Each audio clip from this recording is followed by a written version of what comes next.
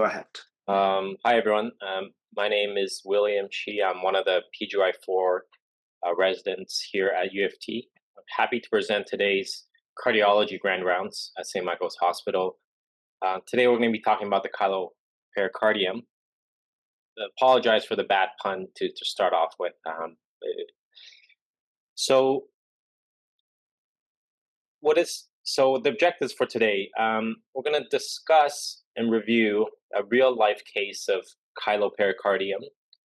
We're going to try and understand the pathogenesis of this disease process, and then we're also going to review the diagnosis and management of Chylopericardium. So this is the case. This case was taken from South Lake Hospital from when I was doing a CCU elective there. The permission to use the case was obtained from the patient, and all identifying patient data was anonymized. So we have a 60-year-old female. She was admitted to medicine with shortness of breath initially. She was treated at the COPD exacerbation, presumably, and then the following day she was referred to cardiology for a large pericardial effusion on echocardiogram. Her vital signs show blood pressure of 96/67, heart rate of 110, in sinus tachycardia, a respirator of 24, with a 90% saturation on 3 liters nasal prong. So initially, maybe some of us are getting a bit concerned with these vital signs and a large pericardial effusion on temp and on echo when we're thinking about temp and ad. But just looking at her past medical history to start off with, she has non-small cell lung cancer. This was diagnosed in 2024, sometime in spring to summer. This was treated with surgical excision. The primary tumor site was in the left lower lobe. And this is followed by adjuvant chemotherapy. And she's currently on nivolumab, which is an immune checkpoint inhibitor, as monotherapy. Now, of note, her surgical excision site was in the left lower lobe. It was a partial resection there, and followed by pleurodesis as well for recurrent malignant pleural effusions. She also had recurrent pericardial effusions as well. So this was first diagnosed during her chemotherapy session in 2024. In September, it was bloody. She needed repeat drainage in March 2025, which appeared to be straw-colored as well. And then this was done after chemotherapy completed. So at that time, it was thought to be pericarditis or inflammatory in nature. And she was starting on colchicine therapy. Now, she had another relapse or another episode of pericardial effusion that was quite significant in June 2025. So a pericardial to peritoneal window was created via the subdiaphoid approach. Now, interestingly, sometimes the windows are placed to the left pleura, which is a closer site. But in this case, because she had a pleurodesis that was done, it was felt that it would be better to put this window to the peritoneum. Lastly, she had recurrent chylosocites secondary to nivolumab, and this was treated with routine paracentesis. But this data point came a bit later to us. Of note, many of these patients who go through chemotherapy and treatment, they get routine cardiac testing prior. So she had a normal baseline echocardiogram with normal biventricular function. There were also stress imaging done as well, and it was normal. Medications are listed as follows, but essentially you can see that she's being treated for COPD exacerbation by the medicine team. So some of her initial investigations, the blood work was done showing normal CBC lights creatinine. Serum lipids and chemistry showed a normal protein level. The albumin was a bit low at 30 grams per liter. Triglycerides were at normal. The total cholesterol was also normal, 6.1 millimoles per liter. And LDH was normal, 174. Of note, the microbiology done on the mission for blood was negative, so her cultures ×2. And looking back into her previous pericardial samples from previous TAPs, the cultures were negative as well, which included a TB culture as well there, as that can take up to 2 weeks to return. In terms of imaging, She had a chest X-ray showing right-sided pleural effusion with some hazy opacities there. There's an enlarged cardiac silhouette. The abdominal ultrasound was done, and there was evidence of fatty liver with acidic fluid.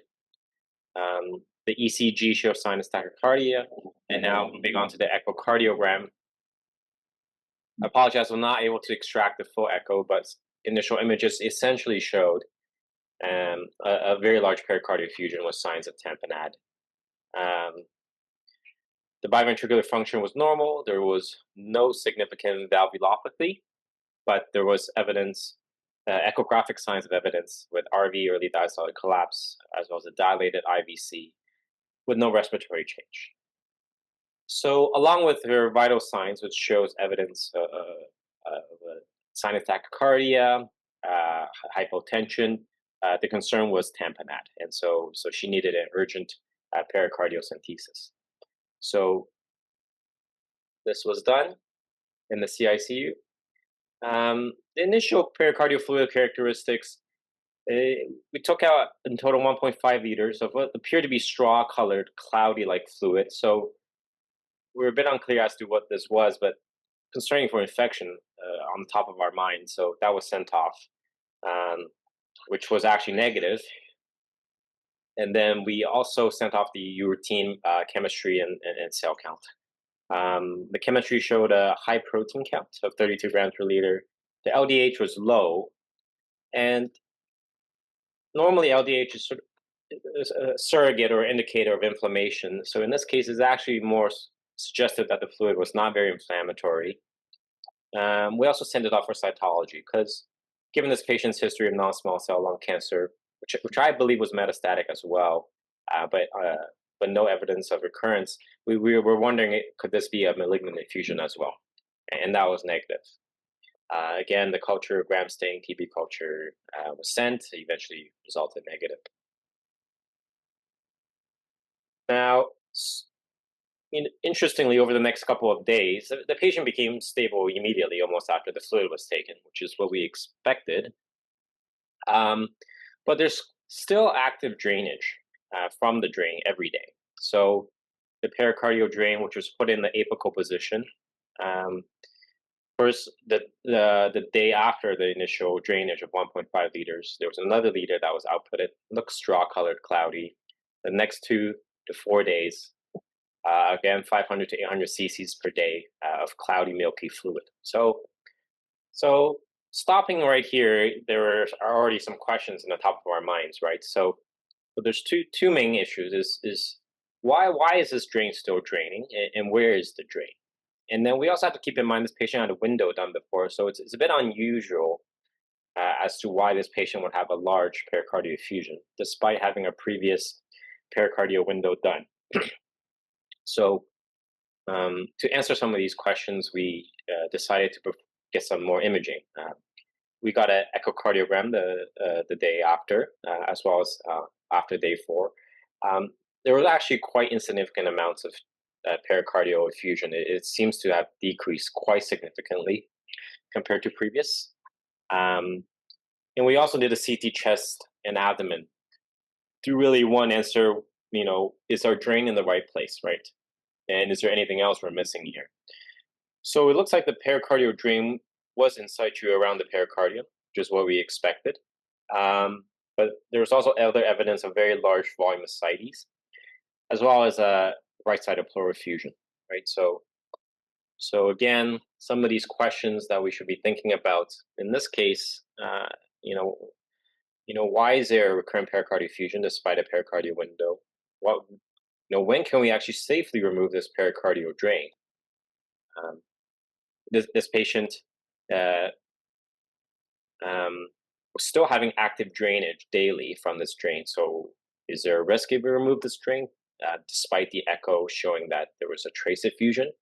Because there's still fluid coming out of the drain. So there may be expectation that this will quickly reaccumulate, right? Because it's around 500 cc's per day. And then what's the long-term management for this recurrent pericardial effusion? What can we do?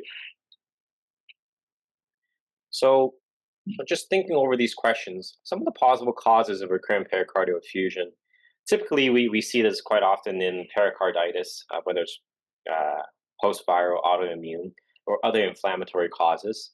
If the underlying etiology, whether it's recurrent infections or unaddressed autoimmune disease, if these are not resolved, the patient can keep on developing recurrent pericarditis with effusion. Malignancy is also a common cause, typically associated with hematologic or lymphoma. You can also have undiagnosed infections. This is more so a bit rare, but we have to think about the rare causes of pericardial effusions. Typically, can be seen in fungal infections, as well as in tuberculosis, and lastly, idiopathic. Now, thinking about the criteria about when we can safely remove a pericardial drain, normally we would say that the drain is left open to gravity, and if there's scant drainage over the next 24 hours, typically less than 25 to 30 cc's, which is what is recommended in some papers, then it's probably safe to remove, assuming the echocardiogram also shows that the drainage is adequate and the patient has improved clinically as well. You can also do a clamping trial and see if there's reaccumulation of pericardial fluid. And again, if it looks fine after clamping and the echo shows no accumulation, it's probably safe to remove that drain. And then thinking about when do pericardial windows fail, this is quite a rare circumstance.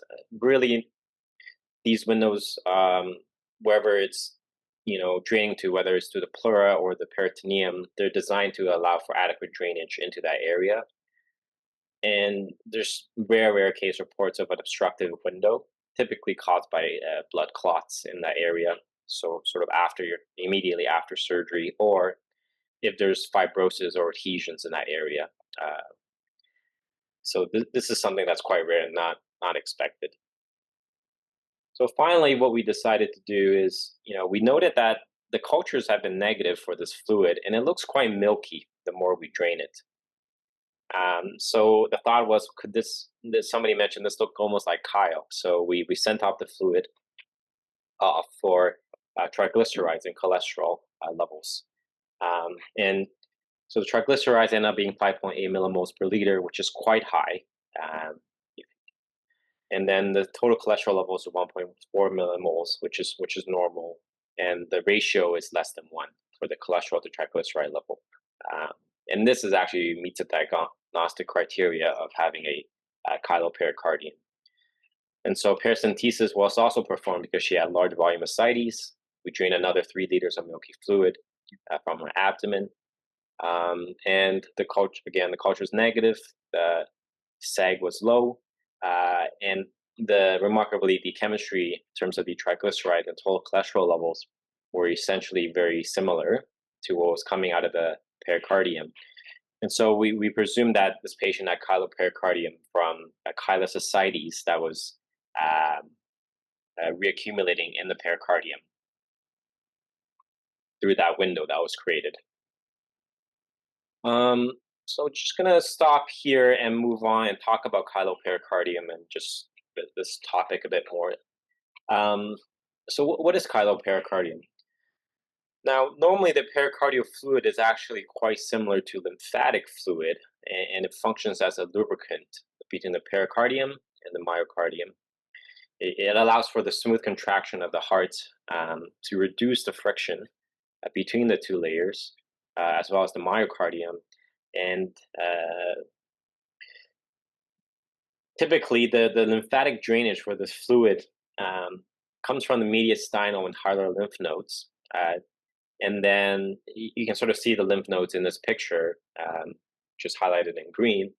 But they would drain eventually through the small lymphatic vessels into the thoracic duct. And the thoracic duct would be connected and empties that lymphatic fluid into the left subclavian vein, sort of at the junction between the left internal jugular and the left brachiocephalic vein. Now, chylopericardium is a rare cause of pericardial effusion because typically that drainage is very adequate, so you rarely get fluid accumulation in the pericardium. But due to different pathologies, this can happen. So in terms of the pathogenesis, sort of think of some of the mechanisms as to how fluid accumulation can occur in the pericardium. Typically, the etiologies, like most things in medicine, can be divided into idiopathic causes, malignancy, infection, drugs. There's some congenital causes that can be associated with it as well. So, sort of divided into the various mechanisms as to how this can occur here. You can have lymphatic obstruction. So, things like lymphoma, which is a malignancy, right, and causing excessive pressure buildup in the lymphatic system, resulting in obstruction or high pressures in the lymphatic system, leading to leakage of lymphatic products. You can also have lymphangioectasia, which is it's sort of a congenital abnormal buildup of lymphatic vessels. But it can also actually be caused by inflammatory disorders like lupus or other autoimmune diseases.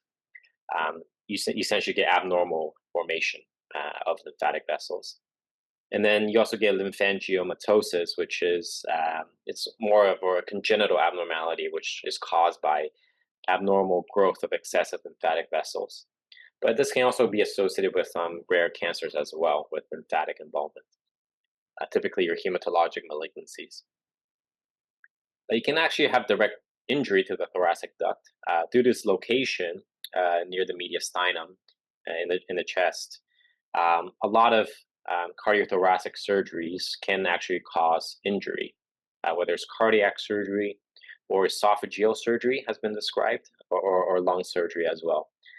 Injury to the thoracic duct may lead to leakage of the lymphatic products into the pericardium or other spaces around it. And then lastly, you can have systemic venous hypertension as a cause. As we mentioned, the drainage is directly to the left subclavian vein. So if there's excessive uh, pressure there, sometimes caused by diseases such as left subclavian thrombosis, superior vena cava compression syndrome, or mediastinal tumors causing compression, you can actually get chylopericardium. There's been some rare cases of severe heart failure causing with significant systemic venous pressure elevations. It's a bit rare, but we typically don't see that, but it has been described. And lastly, you can have non-lymphatic sources of chylous fluid that drains into that area, which is again rare. You have to have the right clinical context. But if patients have a chylothorax or chyloperineum, this has been described to have caused pressure buildup into the lymphatic vessels, which again leads to buildup of chylous fluid in the pericardium, resulting in chylopericardium. So how is this diagnosis made? This slide, the recommendation is actually from the ESC 2015 guidelines. It's one single page, half a page on that giant document. So I know some of us, the C3s, may be studying for the exams. They may have came across this, but it is there. So you should suspect this when you see milky opalescent fluid that's been drained from your pericardiocentesis. Now, the caveat being, this kind of fluid, when you see it come out, when you do a pericardiocentesis, you're usually thinking of infection, right? Because it almost looks like pus. So also, as a part of this criteria, you should rule out infection with the negative cultures, and typically the white blood cell predominant as opposed to neutrophils. And lastly, by definition, this is almost all chylous fluid, which is very, very high in fat. So you have to have a triglyceride level greater than 500 milligrams per deciliter, which I think translates to our units here in Canada of around 4 to 5 millimoles per liter. And it can actually sometimes be much higher, 2 to 3 times higher than this. And you also must have a cholesterol to triglyceride ratio less than 1 as part of that criteria. And this diagnostic criteria is actually quite similar to chylous ascites as well as chylothorax, which is similar pathologies, essentially abnormal lymphatic leakage into those spaces.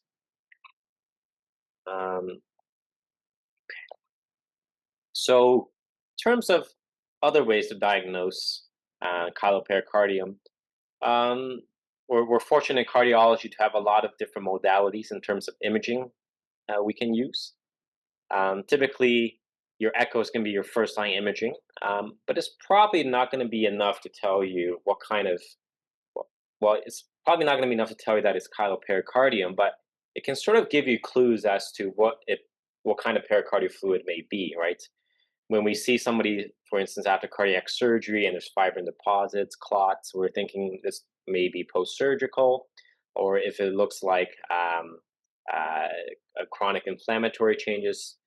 So the echocardiogram can be helpful, but not really for chylopericardium specifically. But most importantly, it's important to diagnose the hemodynamic effects of this pericardial effusion on the heart. Uh, Now, some of the other modalities, the CT scan can be helpful because it's able to, depending on the level of attenuation that you get from this pericardial effusion compared to the tissues it's adjacent to, measured using Hounsfield's units, you can get an idea of what kind of fluid this pericardial effusion is. Now, in most cases, you're actually able to just do a pericardiocentesis and look at the fluid, but in some cases where you can't, this may actually be able to give you a little bit of a diagnostic clue as to what kind of pericardial fluid this is. And cardiac MRI is helpful for very, very small effusions. You can also get um, a characterization of the tissue around it, especially of the pericardium itself. Um, and depending on the signal, to look for signs of active inflammation or constriction. And it's a bit superior to CT to quantify and localize the effusion. And lastly, one thing that's a bit not talked about, and that's very, very helpful for chylopericardium, is using lymphangiography, which is basically, as the name suggests, a direct evaluation of the lymphatic vessels to look for any abnormalities or signs of leakage. And traditionally, this was done many years ago without CT imaging because that came by later. But nowadays, we can combine it with CT imaging to really give you an enhanced view of the thoracic lymphatic vessels and actually connect it to the adjacent venous and arterial system as well. So this is a slide from a couple points from the 2013 ASE multimodality imaging for pericardial disease guidelines and recommendations there. So for pericardial effusions, the level of attenuation measured in Hounsfield's units can give you an idea, as I mentioned, of what kind of fluid this is. So typically, this is not done routinely when you order a CT scan, but you can actually ask your radiologist to do this and help you out with this. When it's less than 10 Hounsfield units, it's very close to water. It's suggestive of a simple transudated effusion. When it's minus 60 to minus 80, it's more closer to fat. So this, in some cases of chylopericardium, it has been described to be in that range because it's very high in triglycerides, which is a fat, right? And lastly, if it's positive 20 to 60 Hounsfield units, it's suggestive of purulent malignant or mixed edematous effusion. And then greater than 60 is suggestive of hemorrhage or bulk products in that area. So this is some of the pictures where the measurements can be taken. Now, in terms of lymphangiography, which is very useful, like I said, for diagnosis and looking at the lymphatic vessels, chylopericardium, it's basically a nuclear scan, right? So they use the same nuclear tracer as a PMIBI study, which is sestamibI, 99 technetium. And it's combined with helical CT imaging to directly visualize the lymphatic drainage. So it's typically used for chyle leakage in the body, for chylothorax, chylopericardium, chyloperineum, as well as it can be used to detect lymph nodes and some cancers for sentinel lymph node mapping pre-op. The typical protocol is you inject the tracer actually into the dorsum of the feet. So rather than the veins or into the blood vessel, it's to the subcutaneous tissue of the feet. And there's quite a bit of a lymphatic drainage there. So the radioactive tracer actually goes through is drained into the local lymphatic system and then circulates systemically. What they do is they follow that with dynamic and static whole body imaging, usually using SPECT CT imaging. So, and then you're able to visualize the lymphatic pathways, and then you look for abnormal tracer accumulation in the pericardium and other spaces that you're interested in. So, and the pattern of tracer accumulation can actually determine the etiologies of chylopericardium, whether it's a leak or obstruction. But this is quite more nuanced and more of a radiology talk at that point. So this is an example of a abnormal lymphatic scintigram with tracer accumulation in the pericardium. Um, so this was a picture from a case report from the Annals of Internal Medicine, and you can clearly see tracer accumulation of technetium in the pericardial space and not in the heart. And so to tell you that it's lymphatic drainage, you also look at other areas where it's collecting, which there's quite a bit of lymphatic vessel in the GI tract, which is lighting up as you expect, as well as in various lymph nodes, which you see being lit up as well, and the spleen. You can also do lymphangiography with just contrast fluoroscopy, and this is actually possible. Typically, it's done by interventional radiologists, but they're able to access the lymphatic vessels. Typically, the largest of them would be the thoracic duct, which is, and they inject contrast. And this was done because there's actually therapeutic possibilities with direct contrast fluoroscopy when typically used in the case of thoracic duct injury or leak caused by trauma or post or iatrogenic from surgery. They're able to perform things like a coil in liquid embolization of the thoracic duct to treat it. So this is the image from one of the interventional radiology papers where the arrow is pointing to the coil in liquid being deployed for embolization. So now let's talk about the management of chylopericardium. Because it is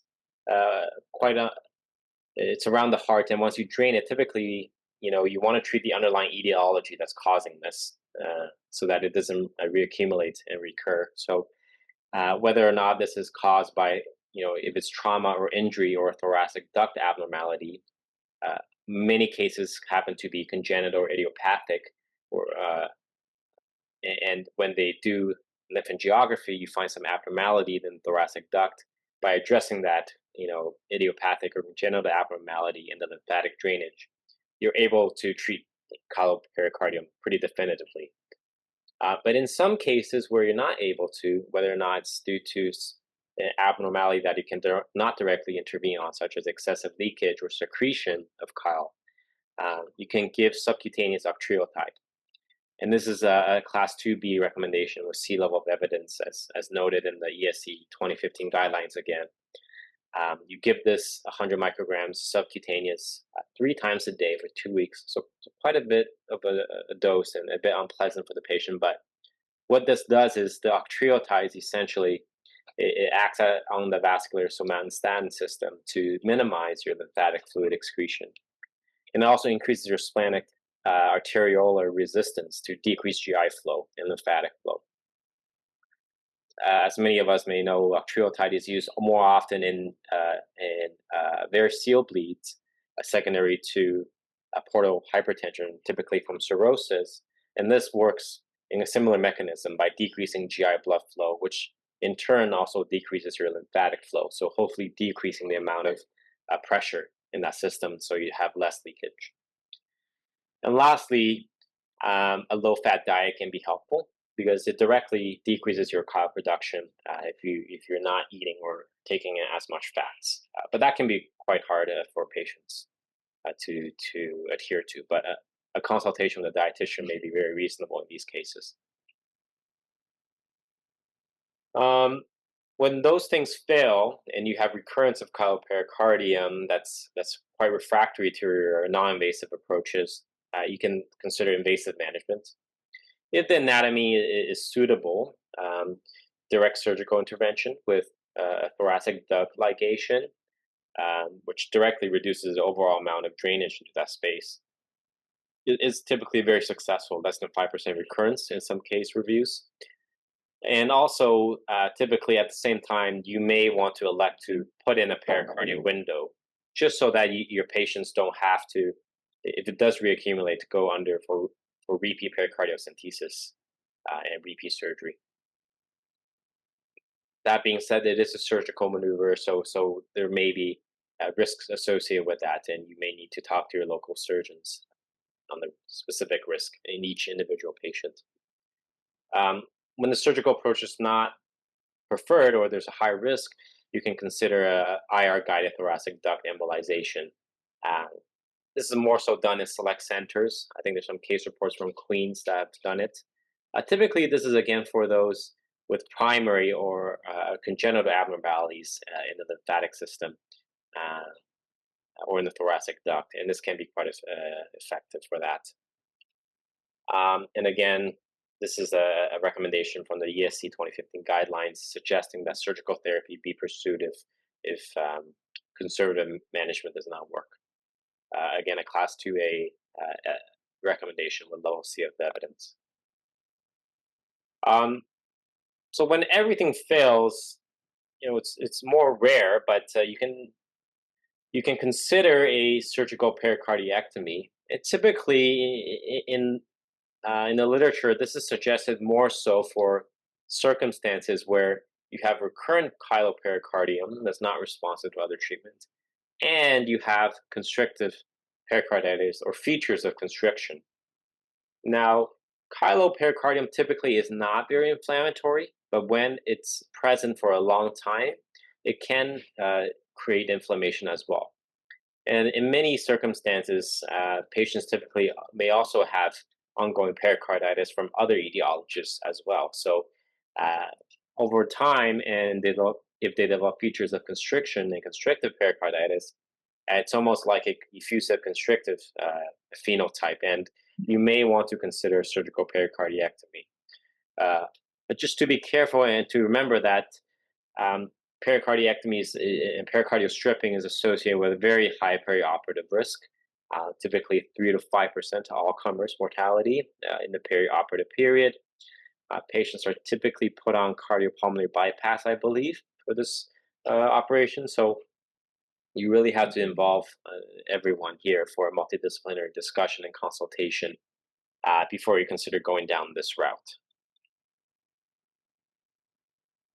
Now, lastly, just to finish off our talk here, our patient, uh, now having had the diagnosis of chylopericardium, we think this is secondary to essentially tracking of her chylous ascites into the pericardial space through that window that was created uh, initially.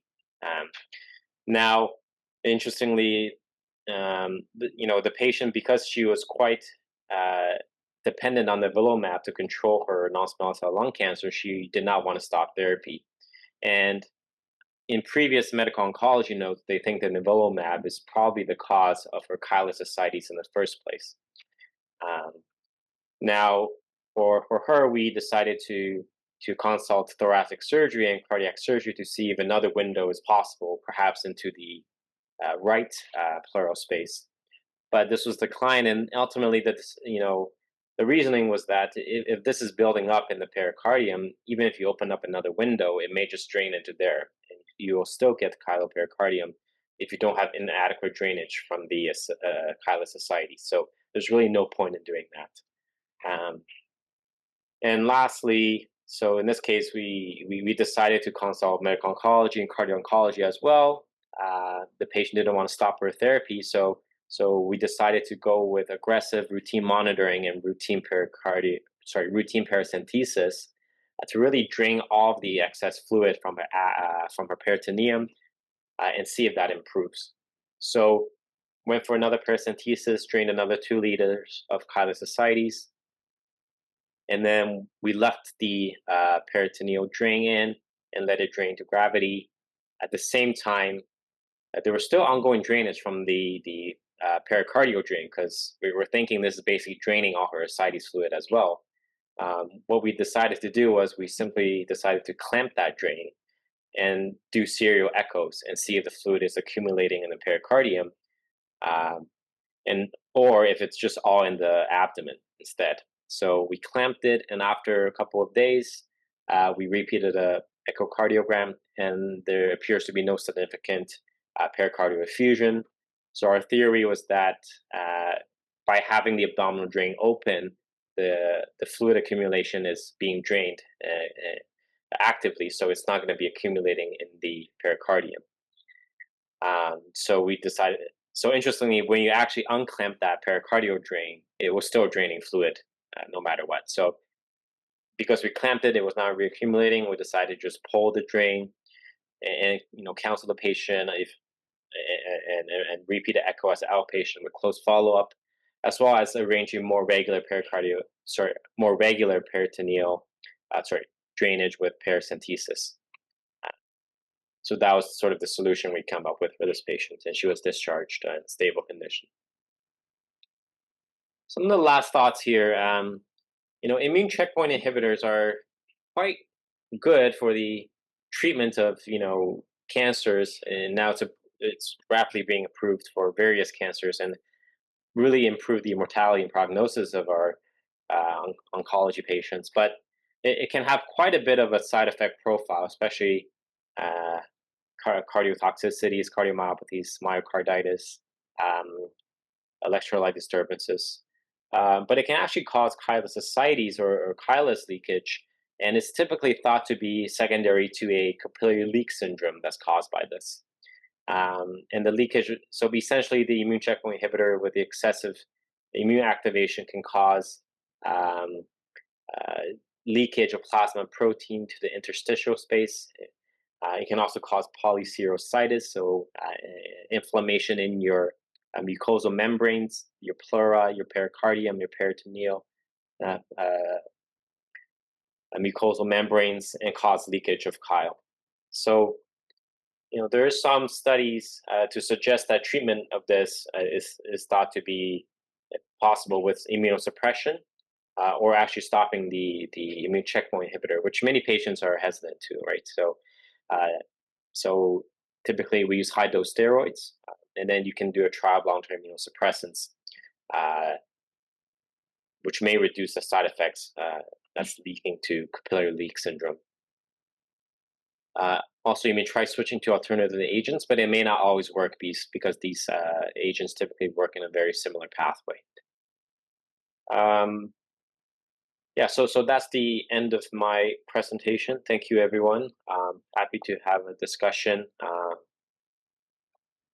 This is my citations list for everyone. Yeah. So thank you so much, William, for presenting this very intriguing case. We don't see pericardium or chylothorax that often.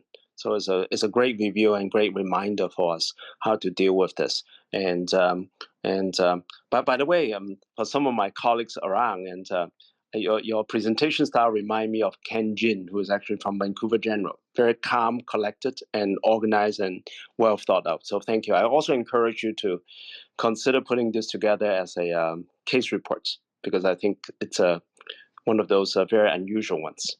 So any questions from the audience?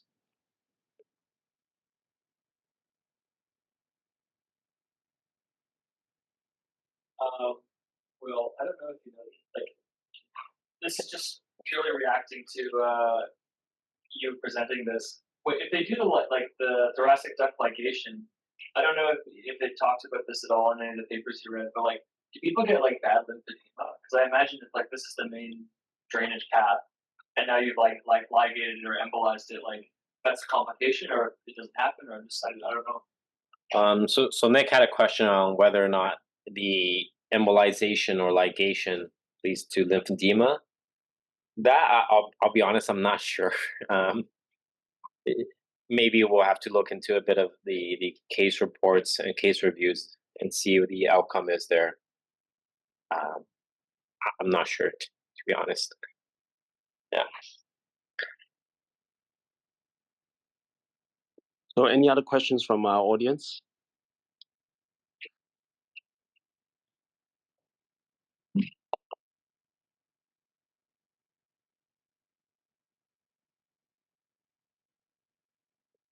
Any other kind of thoughts, William, about this case?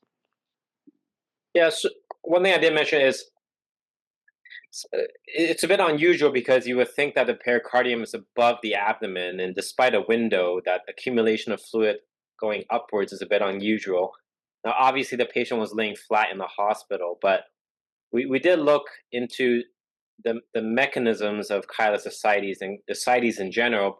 When it becomes very tense and with rapid accumulation, for instance, from leakage, from cirrhosis, or even chylous ascites, the pressure buildup can be quite high and up to like 11 millimeters of mercury in that peritoneal space. And if you think of the pericardial space, which is typically 0 to 3 millimeters of mercury in pressure, there can be quite a significant pressure gradient. And with the beating of every heartbeat, we sort of thought that perhaps it's just sort of vacuuming all that fluid up as it's being built up in the peritoneum and just rapidly accumulating that way. So, yeah, that was the last interesting thing I found. Yep. Another interesting question just came through the chat is, would this be treatable by diuretics? No, I don't think so, because this is sort of a different pathway. It's the leakage of chyle fluid, which is not directly related to your sort of systemic venous pressures that's causing this. So by draining, by diuresing somebody, you're still not going to be able to treat this issue, because it's more so chylous ascites that's caused this, and not like your cirrhotic patients with transudative ascites, which may benefit from diuretics, I would think, if that was the case. So once again, without further questions, I want to thank William for sharing this really intriguing case, very unusual. We don't see it very often. So encourage you to think about putting together as a case report either at national meetings or Jay's case type of presentation and things like that. So keep that in mind. Okay, thank you. Okay, thank you everyone for joining. Please remember to fill in your survey, as well as check out the YouTube video. Actually, there's a channel called SMH Cardio. Like, comment, and subscribe. Thank you. Okay, see you next week. Bye.